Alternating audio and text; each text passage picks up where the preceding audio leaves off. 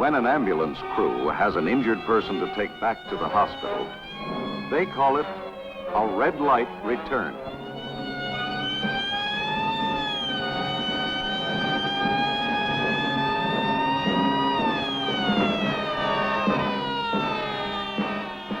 This is the story of one of the many efforts being made to reduce injuries from motor car accidents, to cut down on the red light return.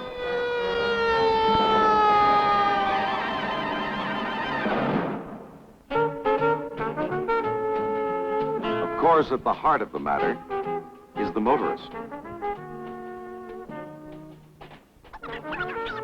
Well, maybe it isn't quite this bad. But with the power accessories and automatic features of the modern car, to say nothing of our smooth, non-stop highways, some people don't pay nearly enough attention to the business of driving. Driving 40 miles an hour doesn't seem dangerous. But dangling 78 feet in mid-air does. Most people, casual drivers or careful drivers, have little conception of the forces at work during an auto collision. If we were to cut the cable and let the car drop, it would develop about 40 miles per hour terminal velocity. Let's try it and see what happens.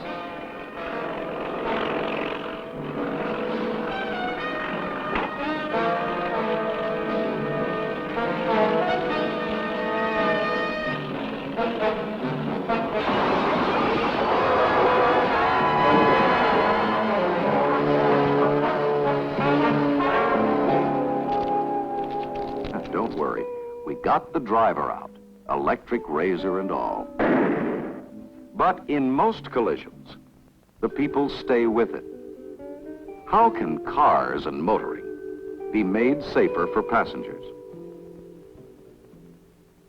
This is the work of the Institute of Transportation and Traffic Engineering of the University of California.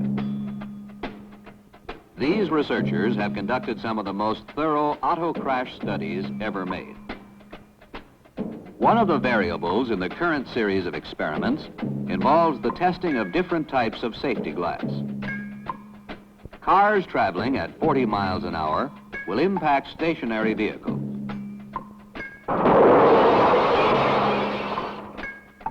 The tests are designed to further the experts' knowledge of many collision factors. But especially for us, they will help to show why passengers so often ride back to the hospital with red light returns from crashes at speeds that may not seem excessive. In any auto collision experiment, it is the motorist we are really concerned with. This includes you and your family.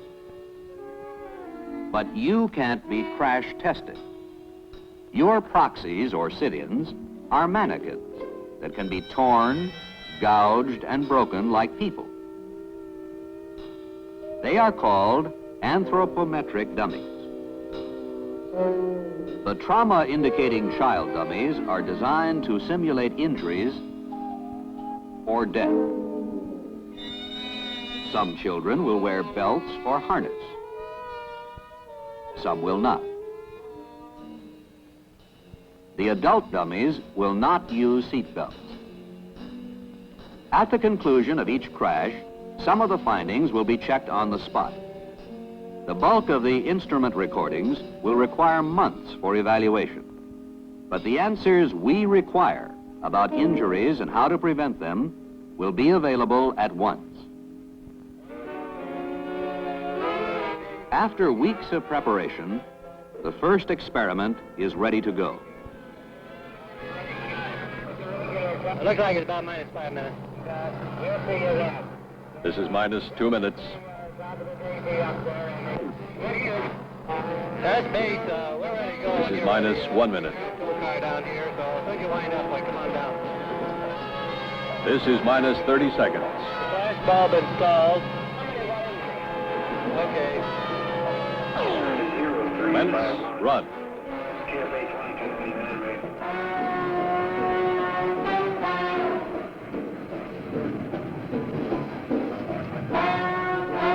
Over 20 cameras, operating at different speeds, view the crash from various angles.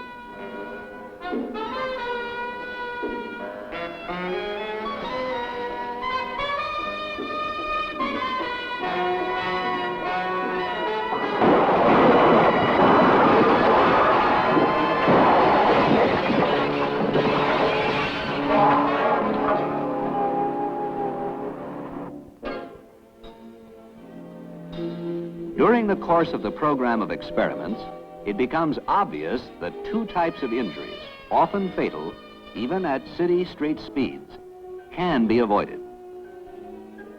The first involves passengers thrown from the car and dragged on the pavement.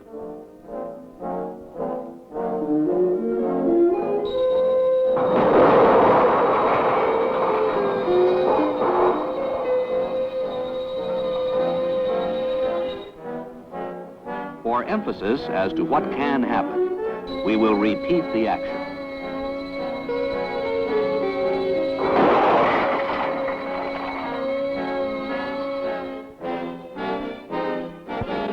Even when such accidents are not fatal, the injury possibilities are obvious.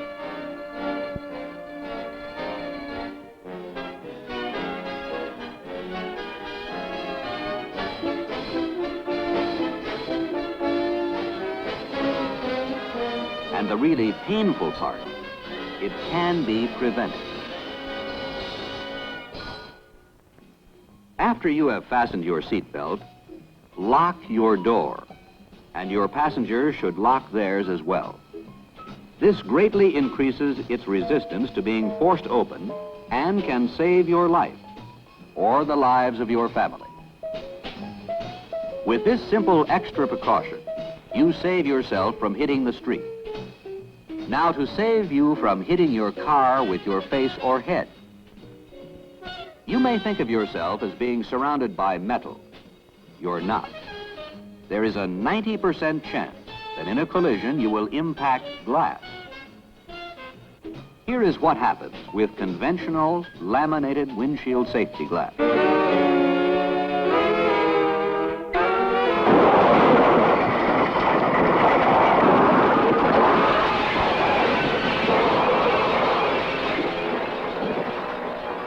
At impacts of from about 15 miles per hour and up, the glass will break out in a circular hole where your head strikes it. The edges of the hole flex. Your head goes on through. The glass bubble retracts with a collaring effect that entraps your head. When the reaction hurls you back, the flexible perimeter of the hole becomes a jagged weapon of lethal intensity. The best way to avoid this is to stay alert every second as you drive. And remember, impacts at even relatively low speeds can be fatal. In experiment number 82, the striking car's windshield was made up of several different layers of safety glass and plastic. The test results were encouraging. On impact, the dummies did not penetrate the glass. Although the outside sheet cracked, the inside was so flexible it did not crack. There were no lacerations.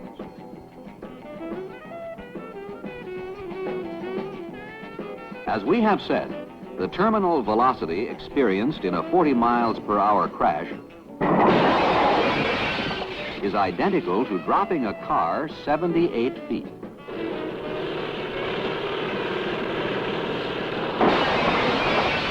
If you do become involved in a collision, perhaps through no fault of your own, the only thing that can prevent you from hitting the windshield is your safety belt.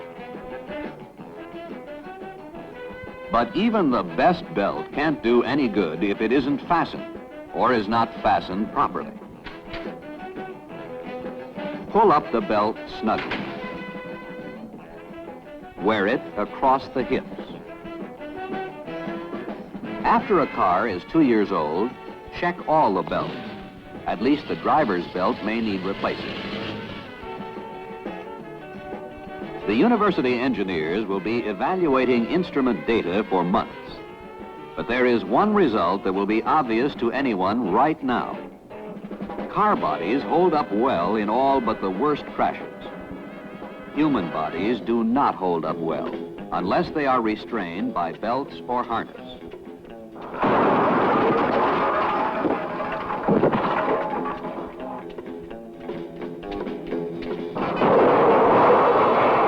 So already we know these experiments can begin having results right now.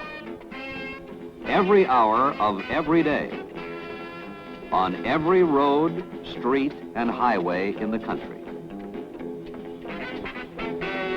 Each time we eliminate just one more red light return.